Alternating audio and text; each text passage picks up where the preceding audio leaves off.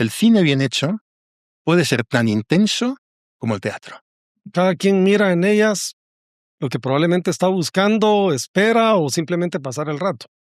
Pero eso es lo interesante de la cinematografía. ¿Qué nos marcan más?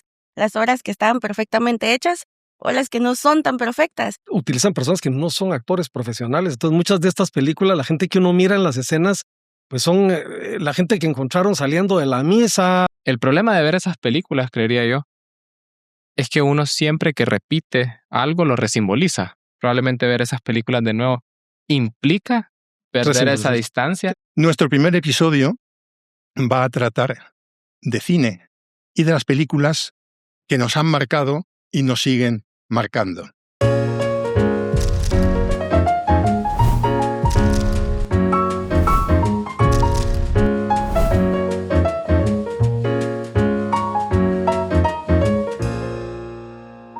Bienvenidos a Sobremesa, el podcast cultural de República.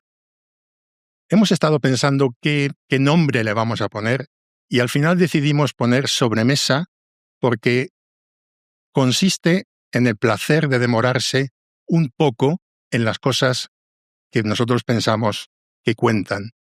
La sobremesa es ese momento en la mesa en el que de momento hay un silencio y de repente una persona habla de un libro que ha leído, una película que ha visto, una melodía que ha escuchado, y entonces la mesa en ese momento se convierte en lo que podemos llamar una pequeña república de ideas, diría yo.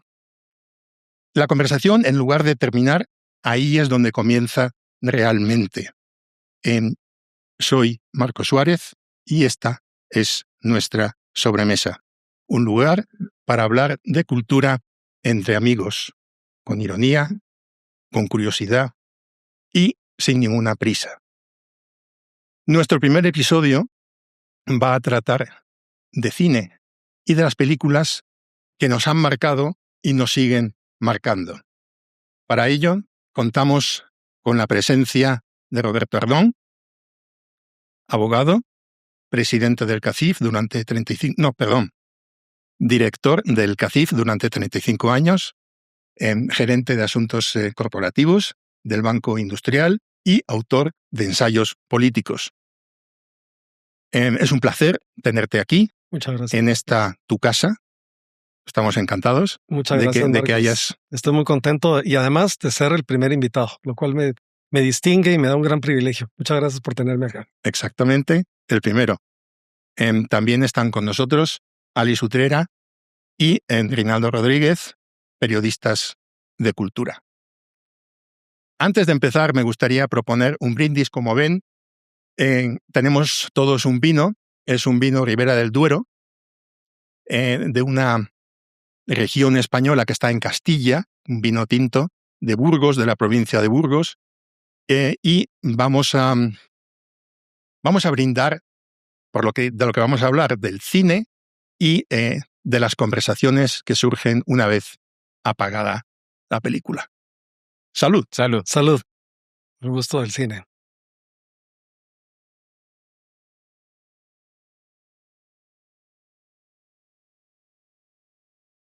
Bien, para entrar en materia sin más dilaciones, yo quisiera hacer una pregunta muy general a todos, y se trata de lo siguiente.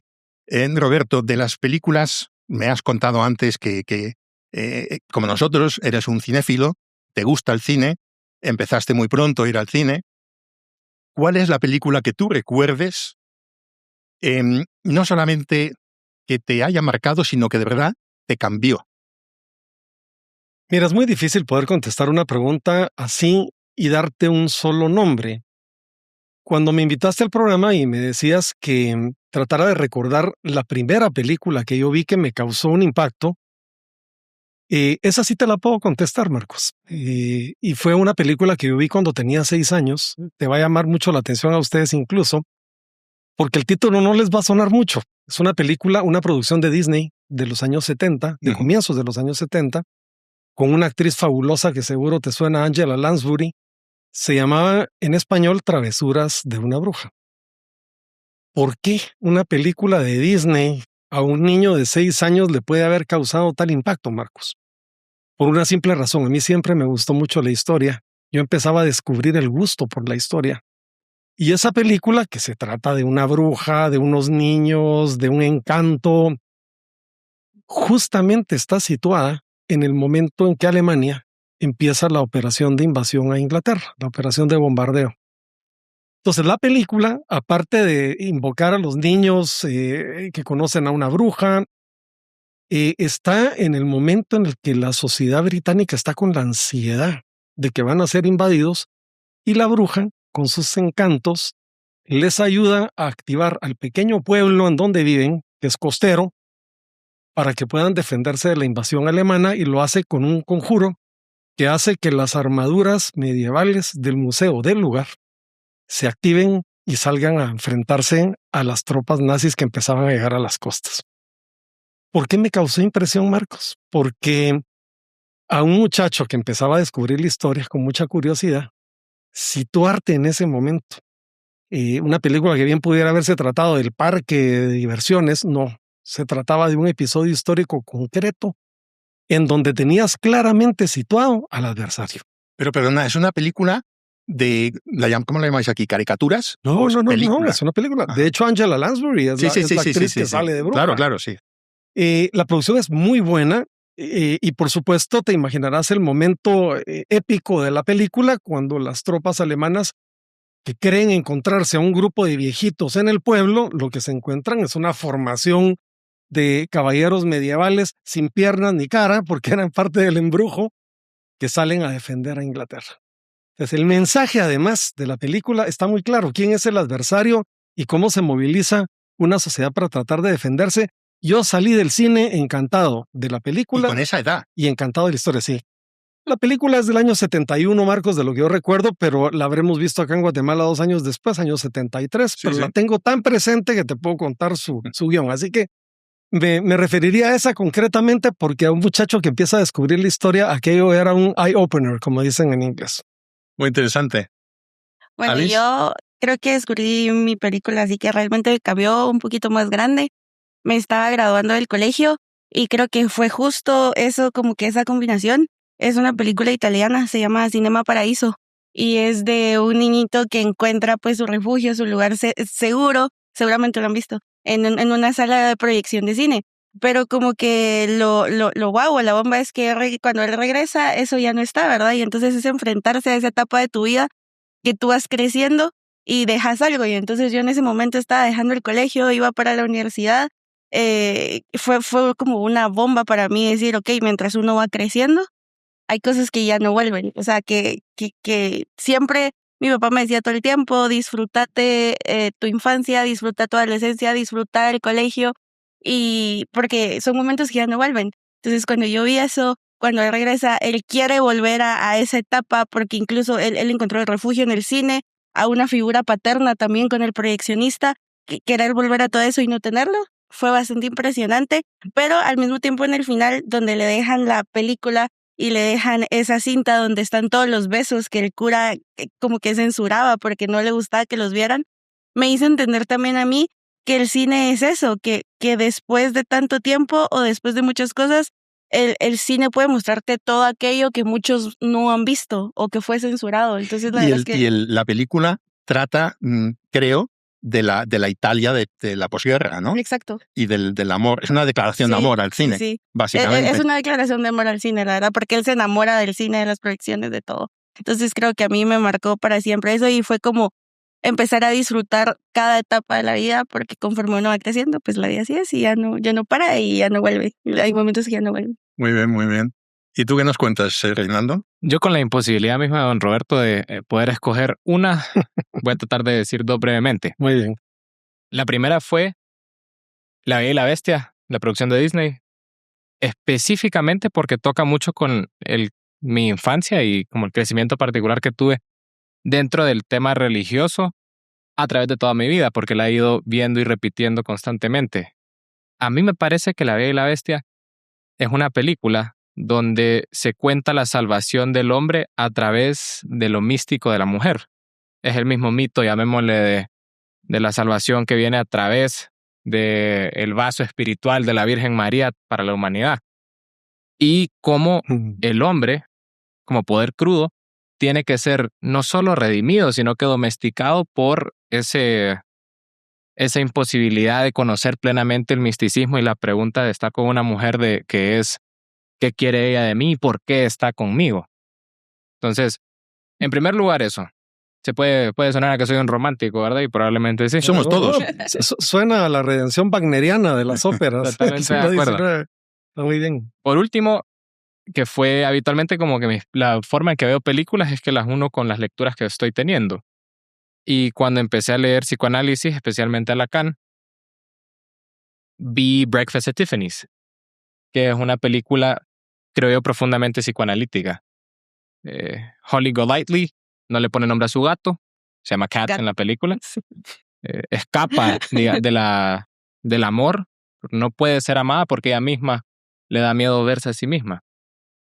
Nunca, no tiene una identidad estable, sino que está todo, digamos, siempre en un imaginario constante donde no se puede mostrar o no puede desnudar su alma frente al escritor fallido que sí puede ser vulnerable. Creo que es una historia de cómo se aprende a amar también. Entonces, esas dos películas creo que han sido las que más me han impactado. Y creo que con justa razón, porque tienen que ver también con el amor. Y uno de joven, creo que es profundamente por supuesto, enamorado constantemente. Pues muy, muy interesantes vuestras observaciones. En cuanto a mí, es una película, ya os he hablado alguna vez de ella, pero me marcó de niño. Yo no sé si yo también era algo precoz. Es El Graduado. Una película de 1967, dirigida por Mike Nichols y protagonizada por Dustin Hoffman, Anne Bancroft y Catherine Ross. Entonces, bueno, pues Dustin Hoffman es obviamente graduado, él vuelve de la universidad y sus padres pues le hacen una fiesta y él se siente solo porque no hay nadie de su edad en la casa y se siente totalmente fuera de lugar y desplazado. Entonces, bueno, pues en un momento de la fiesta él va a su habitación y la señora Robinson, que es Anne Bancroft, que es una persona pues que le dobla la edad, que puede ser su madre, está con él y le quiere seducir y al final acaba seduciéndolo. Y entonces, bueno, pasan muchas cosas, hay muchos toques de humor. Ese primer encuentro, cuando él está con ella en el hotel, no sabe cómo actuar y tal, ¿no? Ella ya es una mujer experimentada. Y al final viene Elaine, que es la hija de los Robinson, y claro, ella no quiere que estos dos pues tengan ni siquiera una cita.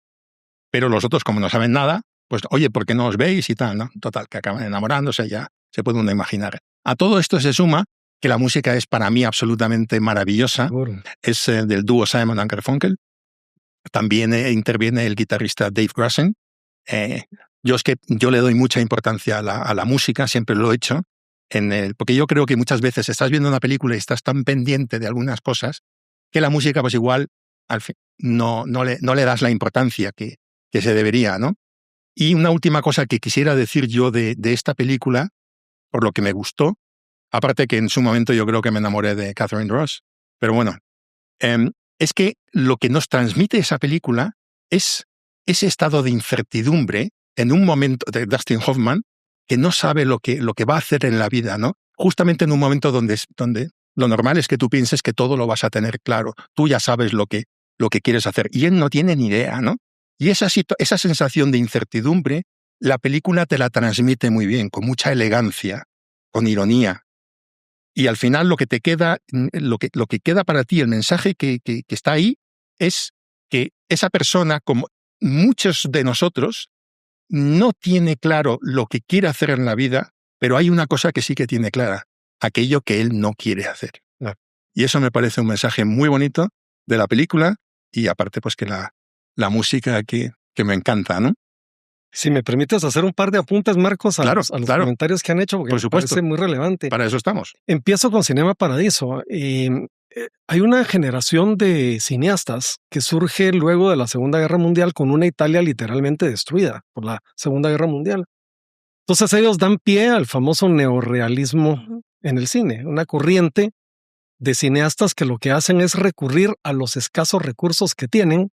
Muchos de ellos filman fuera de los estudios, porque los estudios no existían más, salvo algunos que habían quedado relativamente intocados, que eran de Mussolini, dicho sea de paso. Utilizan personas que no son actores profesionales. Entonces, muchas de estas películas, la gente que uno mira en las escenas, pues son la gente que encontraron saliendo de la misa y el tendero que estaba en la esquina. Entonces, esa me parece que dentro del género de la historia del cine es muy lindo ver películas del neorrealismo italiano. Y lo segundo que estás comentando de Dustin Hoffman, Marcos, hay todo un grupo de artistas que están formados en un método de actuación que se conoce con el nombre del método. Dustin Hoffman es uno de ellos, Marlon Brando es otro, Robert De Niro. La mayoría de ellos se formaron en una escuela con Lee Strasberg de actuación que se basaba en el método Stanislavski de actuación de principios del siglo XX. Cuando a mí me preguntan que yo trate de definir a qué se refiere ese método, es interiorizar el personaje que estás haciendo como propio. Es decir, separas digamos, borras la distancia entre la actuación y tú y te metes en el personaje de manera que cuando tú lloras frente a una pantalla es porque realmente estás evocando un sentimiento que te trae lágrimas, no porque simplemente estás actuando. Entonces, Dustin Hoffman, esta es una de las primeras actuaciones de él. Además, una película que creo que fue censurada en algunos lados. Sí. Marco, recuerdo que fue muy, muy cuestionada por las insinuaciones de la dama mayor y demás. Pero quería hacer ese comentario porque hay muchos actores que hicieron mucho su trayectoria en base al famoso método que uno escucha hablar. Yo creo que con respecto a eso me recordó mucho a las formas que utilizaba también Pasolini para hacer sus películas, que también fueron altamente censuradas. Fueron muy censuradas. Claramente porque también tocaban temas, por ejemplo, Saló, que era 120 días de Gomorra. Una adaptación del libro del Marqués de Sade. Pero una crítica bastante profunda y además juega en dos planos, una crítica bastante profunda política y a la vez de la estructura, creo yo, psicológica de dominación que tiene que ver con ese poder del fascismo, digamos. Pero siempre utilizan también la naturalidad o lo orgánico de personas que no saben actuar, claro, porque no necesitan actuar. Parece que, por lo menos, yo creo que para el director, especialmente se ve también en sus textos, porque Pasolini escribe bastante, que hay algo de real en la actuación, es decir, uno no plenamente actúa cuando está en el cine. De alguna manera solo saca lo que ya está en el inconsciente, claro, que es parte del método Stanislavski.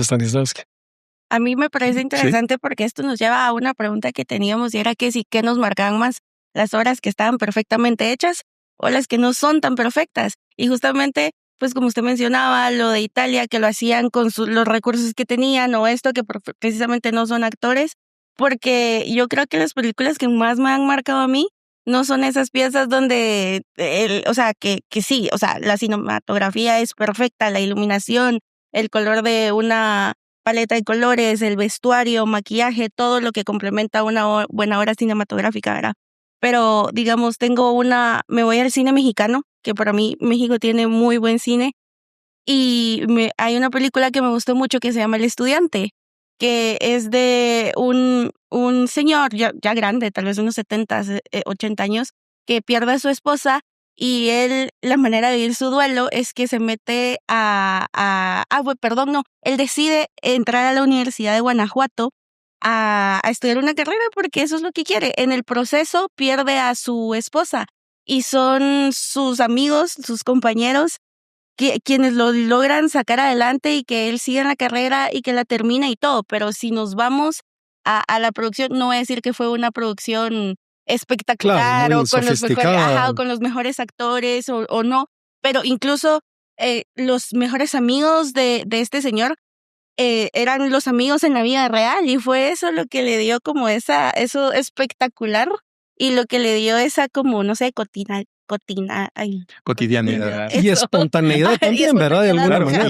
Y abundando en lo que tú dices, Alice, con respecto a las que nos marcan más, si las grandes obras maestras o las películas imperfectas que hemos visto en el momento adecuado. Yo ahí pondría como ejemplo no creo que la conozcáis, es una película europea, francesa, de François Truffaut, de 1969, protagonizada por Catherine Deneuve y Jean-Paul Belmondo, que se llama La sirena del Mississippi.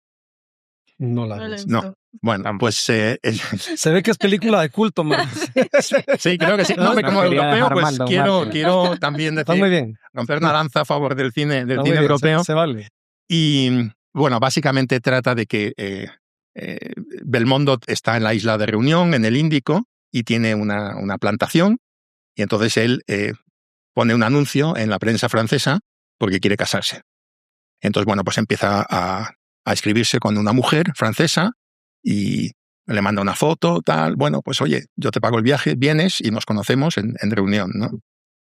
Cuando llega al barco, él está esperando y la mujer que baja no es con la que él había estado carteándose, ¿no? Era una mujer diferente, Catherine Deneuve. Entonces, claro, a lo largo de la película uno ve, eso parece ser el mensaje, que Catherine Deneuve pues está en una banda criminal y asesinaron a esa mujer. Y entonces, claro, ella llega, Belmondo se da cuenta perfectamente de que no es ella, pero se enamora.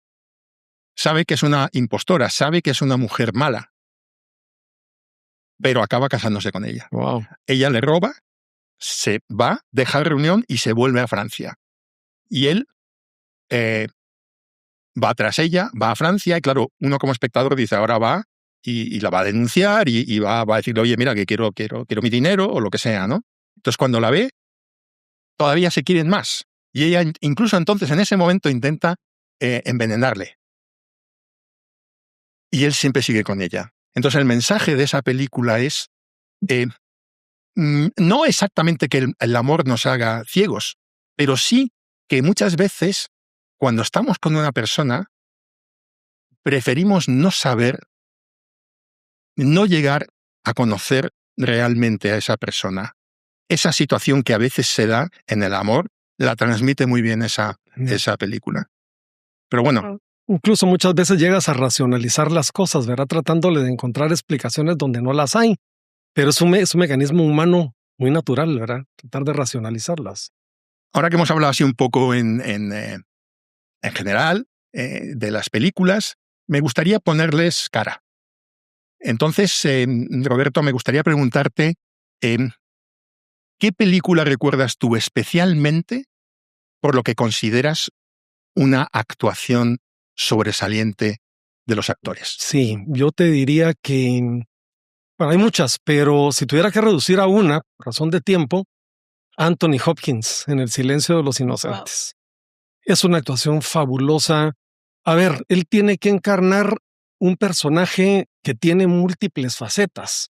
Es un profesional de la psiquiatría, es un hombre amante de la cultura y del arte, es un hombre capaz de leerte Marco Aurelio y citarte las citas del libro de Marco Aurelio. Es un hombre que conoce entomología, es decir, es muy exquisito la conversación con él, pero es un hombre cruel y caníbal. Y él sabe en qué momento transmitirte eso. Y te lo digo porque si comparas el Hannibal Lecter de él con los otros, no hay ningún punto de comparación. Entonces resultas encantado por un criminal, Marcos. Quieres escucharlo más, quieres saber más de él, sabiendo que te estás jugando el hígado, como le pasa a uno de los personajes de la película. Sí, sí.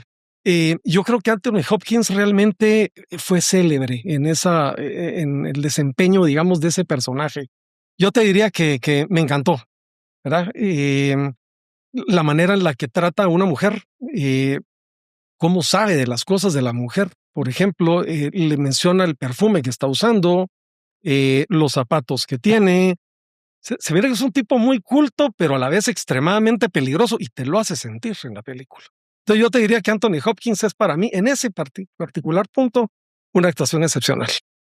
Y hablando como de todo, la psiquiatría, psicología y todo eso, yo creo que de las películas que más me han marcado y el actor es Joaquín Phoenix con Joker, porque su actuación fue espectacular. Yo tengo una escena muy marcada que es después donde presentan mucho el bullying y cómo pues puede llegar a afectar a una persona, y más cuando tiene algún, se puede decir, discapacidad mental. Y él tiene una frase que dice, la gente trata a las personas, la gente espera que a las personas con una enfermedad o una discapacidad mental actúen como que si no existiera. Y hay una escena donde a él lo están molestando y regresa a su casa y él se mete dentro del refrigerador como yo lo interpreté en el momento de no querer sentir, de querer congelar todo, o sea, pero en la manera en que él interpreta a esa persona que él quiere, no está haciendo nada malo en el mundo, que solo quiere intentar encajar, que es bueno en un inicio, y cómo logra hacer toda esa transformación, o sea, luego a convertirse a alguien ya, pues ya no tan bueno por todo lo que pasa. O sea, es increíble cómo logra hacer el merge de esos dos papeles, o sea, alguien con un problema mental, alguien que solo quería un lugar en el mundo, alguien que solo quería cariño, que solo quería amor. Se puede ver lo que pasa cuando él va al programa de televisión y va en busca de su papá, porque él creía y lo ve como una figura paterna, porque lo admiraba tanto y creía que podía encontrar como cierto refugio ahí, y al ver que lo trata tan mal, eso se rompe y eso, esas cosas, o sea, interesante. Para mí es una actuación increíble, la verdad. Fernando, ¿qué nos cuentas? Yo voy a nombrar una película también algo no muy famosa, llamémosle, pero de cuando yo viví en Rusia un tiempo y vi una película que se llama Brat, significa hermano. Brat. Yeah. Me gusta mucho y tengo que decir que pequé un poco porque tuve que buscar el nombre del actor. Se llama Sergei Badrov. ¿Y la viste en ruso? Sí. Wow. ¿Que habla ruso? Eso todavía le da Vamos, más. Está muy bien. Es increíble. Si no, uno se distancia un poco de la película también. Seguro. A mí me gusta mucho porque creo que la imagen de Sergei, que en esta película se llama Daniil, es la imagen de todo joven ruso marcado por la guerra y, digamos, dentro de la estructura burocrática que era enorme, de la Rusia soviética. En la película, al principio de la película, él dice que fue un escriba en la guerra de Chechenia. Posteriormente, mientras va evolucionando la historia, se va viendo cómo él en realidad es un asesino bastante capaz. Sabe armar armas así con cosas improvisadas, sabe cómo moverse para hacer un asesinato en medio de todo el mundo y escaparse al momento. Y es una película de cómo la identidad del asesino, llamémosle, nunca puede ser estable, sino que siempre es bien fugaz.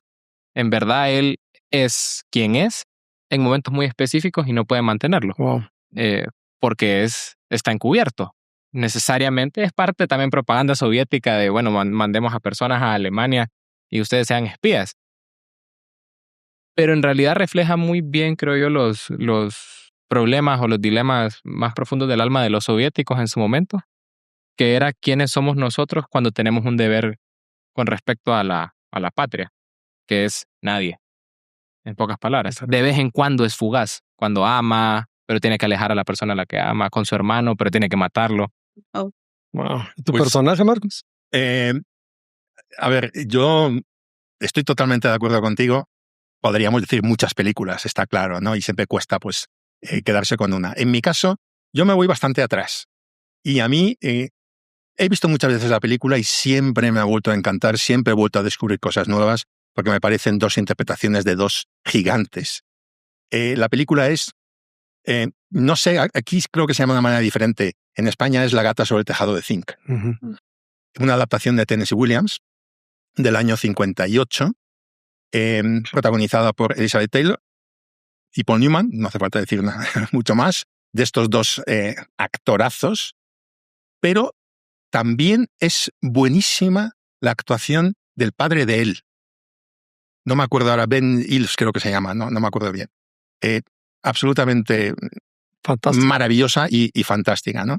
Trata, bueno, pues de una casa en el sur de Estados Unidos y, en fin, Paul Newman, Elizabeth Taylor, que no se llevan bien, el suegro, o sea, el padre de él, en fin, toda una serie de historias que se entrelazan ahí. Y esa película, a mi modo de ver, lo que nos enseña es que el cine bien hecho, puede ser tan intenso como el teatro.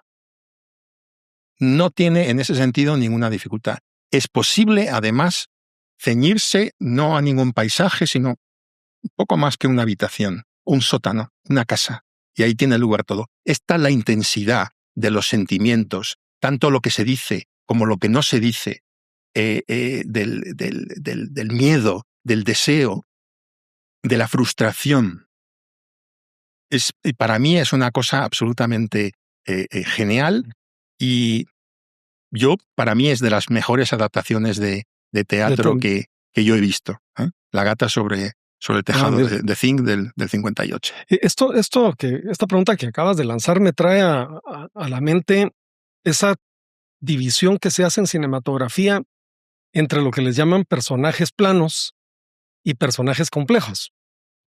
Los personajes planos son aquellos que nos presentan en las películas que no cambian absolutamente nada, ni en su personalidad, ni en su manera de pensar, ni en su conducta, que no necesariamente son malos, digamos. Es decir, hay actores como Morgan Freeman, por ejemplo, que él puede encarnar el papel de Dios 3 horas seguidas que te parece un bonachón, ¿verdad? O sea, y lo hace muy bien. Pero quizá el reto más grande en cinematografía son los de los personajes complejos, porque tienen que mostrarte una evolución en su carácter, en su personalidad, y tienen que saberlo reflejar. Y ahí sí que hay personajes que uno puede citar, como por ejemplo, quizás el más icónico, Michael Corleone, en El Padrino 1, que, a ver, de ser un héroe de medallas y kepi de la Segunda Guerra Mundial, pasa a ser el líder de la organización mafiosa más grande de Nueva York de la época. Y él sabe encarnar cada momento de la transformación que está pasando. Eso es lo que a mí me parece que también es un enorme reto para un actor que tiene que transmitir cómo ese personaje va evolucionando, no siempre para bien, ¿verdad?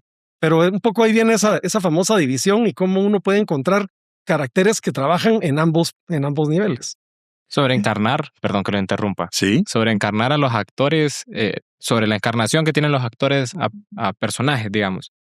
A mí me parece sumamente interesante y no sé si ustedes también lo ven, que creo yo que las buenas películas habitualmente tienden a responder a esas estructuras internas que tenemos todos de nuestras sociedades. Es decir, tenemos una idea sobre lo político, sobre lo económico, sobre lo social. Y a mí se me hace más notorio con el ejemplo del cine norteamericano. Digamos, el cine no tan bueno, o hay películas también muy buenas que pueden caber en esa área, llamémosle. Ahorita estoy recordando Superman. Uh-huh. Si se fijan en Superman, no es tan importante el actor, sino todo el contexto de la película. Seguro. Uno, hay un montón de corporaciones aliadas al Deep State, Uh-huh. que no es una crítica, la película no critica eso, pero a la vez, como que a través de las grietas de la película se ve como el americano Seguro. detesta el Deep State y lo tiene siempre presente. Sí. 2, la idea del superhombre americano también que puede salvar el mundo y salvar la democracia. Y la humanidad que no confía en su propia justicia. Exactamente. Que tiene que recurrir a un superhéroe. Siempre. Entonces, a pesar de lo republicano que es Estados Unidos, llamémosle, siempre necesitan a un salvador súper potente, Batman, Superman, etc. Creo que ese tipo de películas son las que a mí más me pegan. Las personas que pueden encarnar, por ejemplo, en Latinoamérica sería el cine de oro mexicano, el pícaro, Jorge Negrete, todos estos, digamos, actores que son cantantes, que son guapos, que enamoran. Es el típico antihéroe latinoamericano que todo, digamos, hombre está tentado a hacer dentro de la cultura. El listillo. Exactamente. El que es vivo. Uh-huh. Entonces creo yo que, no sé si ustedes lo ven, especialmente por la diversidad, que yo soy hondureño, ustedes europeo. Digamos, europeo. Y ustedes son guatemaltecos y de distintos tiempos. Hay algo, creo yo, en el cine que sabe reflejar Totalmente. esa estructura inconsciente del poder, de la economía, de lo social, de nuestros arquetipos.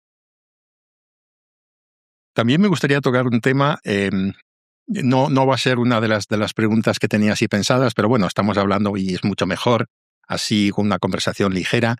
Si os dijera decidme una película fuera del ciclo comercial. Una película, bueno, antes me decíais la que decía yo de La sirena de Mississippi, pues que es una película de autor.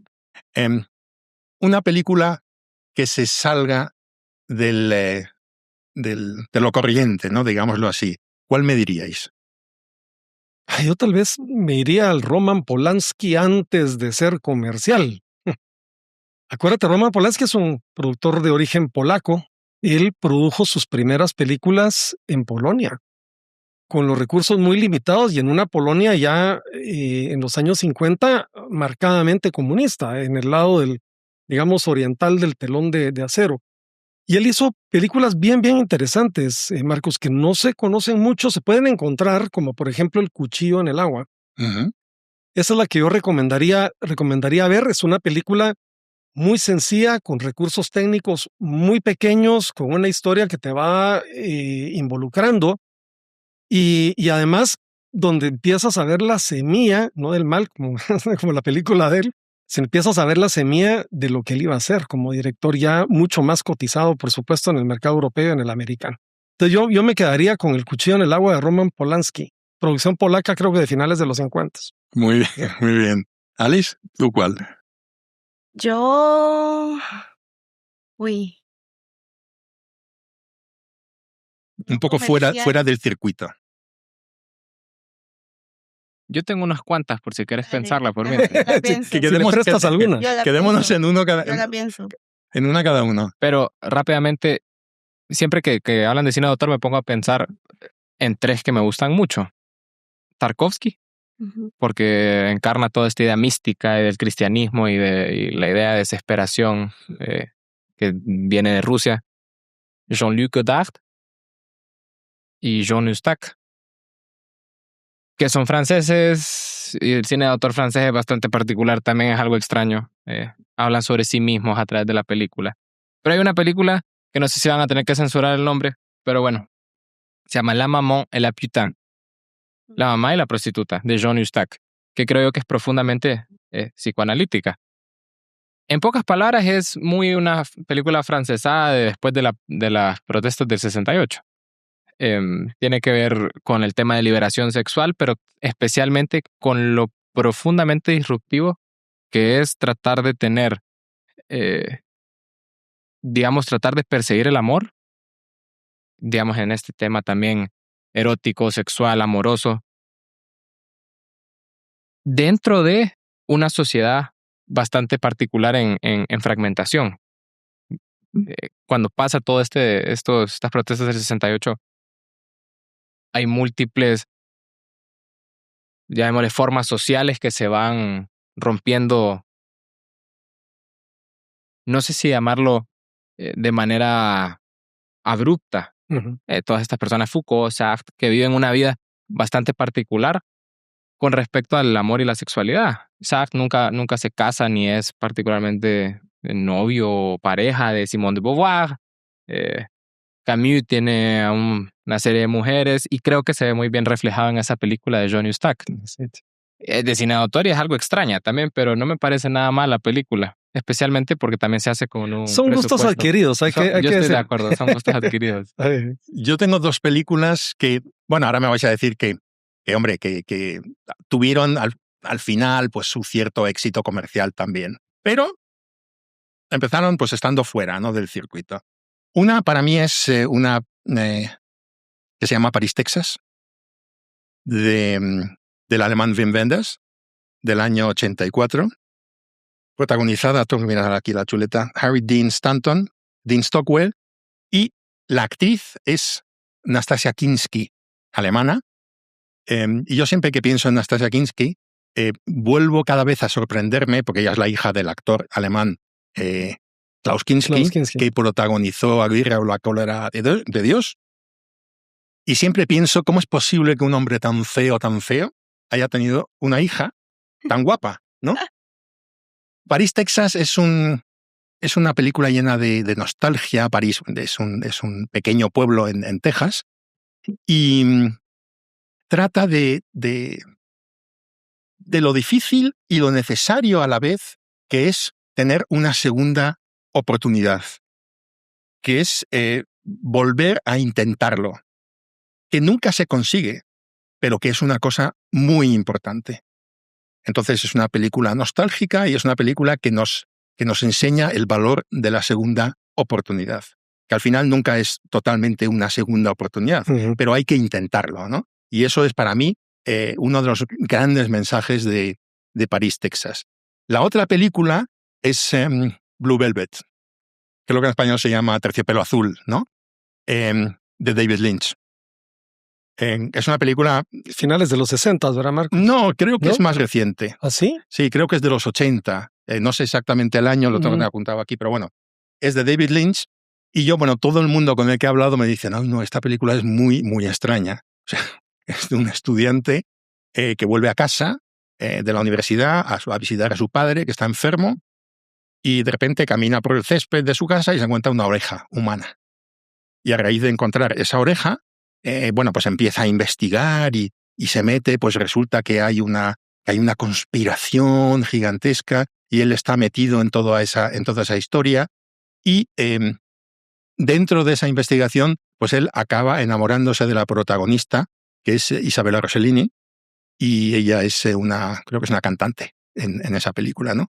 Entonces, yo citaría esas dos películas que, ya digo, no son unas películas, desde luego, no típicas del circuito, pero a mí me parecen bastante interesantes y dignas de mención. Mira, qué interesante. Bueno, yo creo que tengo dos. Una se me vino ahorita, pues por todo lo de la inteligencia artificial y todo que estamos viviendo. La vi tal vez hace como 10, 11 años. Se llama Her. Y es que es de un señor pues que tiene interacción con una computadora y pues es como inteligencia artificial en ese tiempo, no estaba tan desarrollado como ahorita, pero en ese momento, o sea, como que es como su asistente y ella le habla, ella le dice, pero poco a poco va teniendo como más convivencia con ella hasta el punto que se llega a enamorar de su computadora. Entonces, en ese momento era bastante choqueante porque decían, ay, ¿quién te va a hablar así? ¿Quién te va a decir tantas cosas? Y si lo compara ahora, o sea, ahora vemos que las personas les preguntan un montón de cosas a ChatGPT. ChatGPT funciona hasta como psicólogo, pues, o sea, hay personas diciendo, ¿qué hago en esta situación? ¿A dónde voy? ¿Qué me pongo? Es lo mismo que hacía él en ese momento, o sea... Pero ¿no definirías esta película como, pues no sé, una actualización de Blade Runner? No. ¿O sí? No, la verdad es que no. O sea, porque lo que él se vuelve tan aislado a la realidad, o sea, él ya no sale, ya no habla, ya no convive, sino que su única relación es con la computadora. Entonces, la verdad es que, o sea, no está nada aislado a lo que está pasando ahora, la verdad. Y la otra creo que se llama Lost in Translation, que es de el que se muda a Tokio y y la esposa que acompaña a su esposo y los dos se encuentran como perdidos en ese país donde no entienden a nadie y que yo creo que si uno lo ve en la época como que tal vez incorrecta o tal vez yo lo vi 2 veces, uno como siendo más niña que la verdad no me interesó, no entendía porque no había acción, según yo ellos se iban a enamorar, no se enamoraron, no pasa nada. Pero ya después la volví a ver más grande y justo yo no sabía que me quería cambiar de carrera a la universidad, entonces me sentía como un poco perdida. E hice clic ahí, como que cuando uno está como perdido en el momento, en Ella la es época... Scarlett Johansson, ¿no? Creo. La actriz. No. ¿Es Scarlett Johansson? ¿Oh, sí? No lo sé. Creo que estoy sí. seguro. Bueno. No sé, ajá. O sea, es muy, muy, muy buena película. Pero esa película, perdona, yo que tenía pensado, no lo vamos a hacer ahora, pero cuando tenía pensado preguntaros, pues si veis una diferencia entre las películas que nos forman o que nos transforman y las películas más de entretenimiento que yo diría que simplemente, y es mucho, pero que nos acompañan, yo entre las segundas, las que nos acompañan, hubiese dicho Lost in Translation. Porque es una película que a mí no me ha producido ningún cambio ni un impacto más allá. ¿Por qué me gusta ver esa película? Bueno, pues por la atmósfera especial que tiene, sobre todo, ¿no? Pero no es una película que a mí me haya hecho... O sea, no, que haya producido grandes cambios. Pero eso es lo bonito del cine, claro, Marcos. Las películas son como las manchas de Rorschach. Cada quien mira en ellas lo que probablemente está buscando, espera o simplemente pasar el rato. Pero eso es lo interesante de la cinematografía, que te ofrece, digamos, distintos ángulos a distintas personas. Ahora que estamos tomando una copa de vino, por cierto, hay una película que se llama Sideways, no sé si la han visto. La película Sideways es una película muy simpática que narra el episodio en el cual en Francia deciden catar unos vinos californianos por primera vez, que está basado en la vida real. Este es un hecho de la vida real. Conozco esa película. Es simpaticísima, de Bar Yamati, me parece. Y lo cierto es que en Francia, que eran tan pagados a sí mismos de sus vinos, les hacen hacer una cata ciega y les ponen vinos californianos y los jueces franceses no saben distinguir. Y lo que es más, le dan el premio al vino californiano. Eso pasó en el año 1976, es el famoso juicio de París, y está en esa película. ¿Por qué cito la película Sideways? Primero, porque es muy simpática, véanla. Segundo, porque está basado en un episodio muy interesante. Tercero, porque estamos tomando vino. Y cuarto, porque son las películas que, sabiendo que están basadas a veces en datos de la vida real, te hacen ir a buscar la información y a buscar los datos en los que está basada. Y empiezas, la película es como un anzuelo, Marcos, que te pica y luego empiezas a agarrar la historia. Entonces, me llamó mucho la atención el que hoy estemos acompañando la charla de cine con vino, porque ha inspirado películas como Sideways que yo vivamente recomiendo. Roberto, Alice, Reinaldo, voy a hacer una última pregunta porque no vamos a tener tampoco mucho tiempo, aunque yo creo que esto nos da para otro podcast de cine, sí, que podríamos repetir esta reunión. Pero como última pregunta yo propongo la siguiente. Comentadme una película que os haya gustado tanto que hayáis preferido no volver a verla. Sí, La Guerra de las Rosas. Esa película de Michael Douglas y de Kathleen Turner es una película que narra la historia de los esposos Rose, que viven juntos, se casaron, eran muy felices de pareja y su matrimonio empieza a destruirse. Y empieza a destruirse de una manera tal que llegan al borde de la muerte, a pesar de que uno desde la butaca del cinéfilo lo que quiere ver es que ellos reconstruyan su matrimonio. La película es muy intensa, es muy buena, está súper bien actuada, pero no la voy a volver a ver. Marcos, sale uno con un sabor muy amargo de la película. Ahora hicieron una versión reciente, que no la voy a ver tampoco porque me quedo con aquella, pero esa es la razón por la que no la vuelvo a ver. Me pareció encantadora, pero con un argumento extremadamente amargo. Yo creía que me ibas a decir una película como Kramer contra Kramer. También, que si me hubiera tocado recordarla, seguro que te hubiera dicho Kramer versus Kramer. Un poco porque también viví la experiencia personal del divorcio de mis padres en esos años. Entonces, claro. Pero bueno, ya te doy. ¿Alex? Yo tengo dos, así rápido. La primera es Inception, que la verdad, no sé si la han visto, pero me tramó esa película. O sea, la película va de cómo los actores logran tener un sueño dentro de otro sueño, dentro de otro sueño, y así como, pues, hacer la realidad que ellos quieren. Pero al final, esto es spoiler para quien no lo haya visto, perdón, pero al final la esposa de uno de ellos logra confundir el sueño con la realidad y ella termina, se termina matando porque cree que puede, o sea, que si se tira al balcón está soñando. Entonces, no sé si. Entonces, la verdad es que intentar entenderla y, o sea, al principio me quedé así como, wow, o sea, qué impresionante, digo, no la voy a volver a ver, me quedo con esto, no la voy a tratar de entender más, con esto me quedo. Y la segunda es La La Land, porque es como muestra dos realidades, ¿verdad? Como ellos quieren, él que es apasionado al jazz, ella una actriz que quiere triunfar, muestran la realidad de cómo sería la vida de ellos juntos, cómo ellos se separan a lo largo por sus carreras, por situaciones de la vida, y luego el final muestra una realidad alterna de cómo hubiera sido si ellos hubieran vivido juntos. Entonces como que ese contraste, ese shock de lo que es la vida real y la fantasía, es como bastante duro. Entonces digo, me quedo con eso, ya no la vuelvo a ver. Aunque haya sido muy buena, no la vuelvo a ver. ¿Reinaldo? Yo no sé si tengo una película así, pero me recordó bastante a un poema de Fernando Pessoa que voy a parafrasear porque no recuerdo muy bien.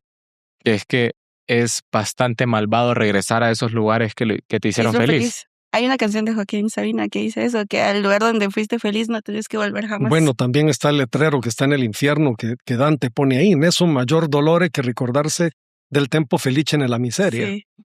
Así Y que... hablando de recordar, porque como recordar viene el re de nuevo y cordis, traer de nuevo al corazón.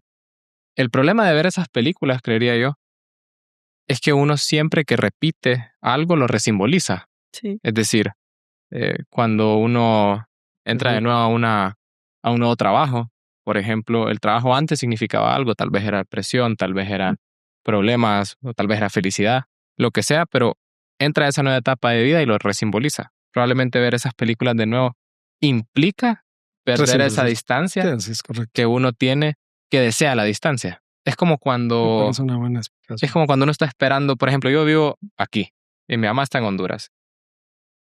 La distancia hace que yo la ame más. Creo que es la Rochefoucauld que dice la distancia agranda los fuertes sentimientos. Como el pequeño viento apaga una vela, pero el gran viento enciende un fuego, digamos, en un bosque. Ujú. El punto es mantener la distancia. Nunca tener de conocerlo o nunca volver a verlo. Porque entonces así sí es sagrado. Yo os voy a decir la película que me encantó cuando la vi, pero desde luego nunca más la voy a ver. Y es El Cazador, de 1978, de Michael Cimino, de la Guerra de Vietnam. Robert De Niro, Sí. Christopher Walken, Sí. Unas y actuaciones fabulosas. Meryl Streep. La película es durísima, pero a mí me parece muy lograda. ¿Qué nos transmite esa película? Pues el horror de la guerra, ¿no? O sea, la guerra, los que mueren, mueren, pero incluso los que vuelven jamás se van a recuperar. Esas huellas, esas cicatrices son tan profundas que les marcan para toda la vida, ¿no? Y eso lo muestra tan bien esta película. Recuerdo que le dieron el Oscar a Christopher Walken como mejor actor secundario, creo. Muy bien. Sí. Y ya digo, o sea, no voy a entrar ahora en el argumento de la película porque tampoco hay tiempo. Una película, como todas las que hemos dicho, muy recomendable. Yo, desde luego, no la voy a volver a ver porque es que me parece muy dura, pero es eso lo que nos transmite, ¿no? El desastre de la guerra y que nunca incluso los que vuelven, jamás se van a recuperar de ese trauma, ¿no? Te adiciono una, La vida es bella. Ay, sí. Es una Sí. película para ver solo una Solo vez una vez. y salir con una pelota de tenis Sí. en la garganta. Pero sale por ese mismo tema. Sí. Bueno, pues dicho eso del Cazador y teniendo esta conversación tan agradable con vosotros, queridos amigos, os doy las gracias. He disfrutado y espero que nos podamos volver a reunir para seguir hablando de cine, que es un tema inagotable. Quiero decir que dicen que las películas acaban cuando se enciende la luz. Yo creo que eso no es así. Yo creo que algunas o muchas de ellas continúan en la memoria, continúan en nosotros mismos. Eso es el efecto de la conversación, el efecto de las películas, ¿no? Hasta aquí esta primera sobremesa. Antes de despedirme, quiero proponer un último brindis por este primer podcast, esta primera sobremesa y por muchas más que van a Muchas llegar. gracias. Y por los que ocupamos la butaca del cinéfilo. Exacto. Salud. Salud.